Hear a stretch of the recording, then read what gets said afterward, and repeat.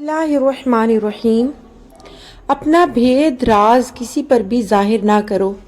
ایک بادشاہ نے اپنے غلاموں سے ایک راز کی بات کہی اور انہیں منع کیا کہ اس بات کو کسی دوسرے پر ظاہر نہ کرنا۔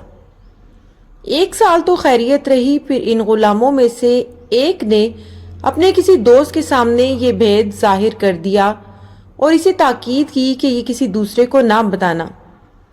اس کے دوست نے بھی اسی طرح کسی دوسرے کو یہ بات بتا دی۔ رفتہ رفتہ یہ بات ہر طرف پھیل گئی۔ بادشاہ کو جب علم ہوا تو اس نے غضبناک ہو کر حکم دیا کہ ان غلاموں کے سر قلم کر دو۔ ان میں سے ایک نے امان چاہی اور عرض کیا کہ اے بادشاہ سلامت، اپنے غلاموں کو قتل نہ کرو، کیونکہ اس خدا کی ابتدا آپ ہی نے تو کی ہے۔ آپ نے شروع ہی میں چشمے کا منہ بند کیوں نہ کیا؟ جب وہ سیلاب بن گیا تو اس کے آگے بند باندھنے کا کیا فائدہ؟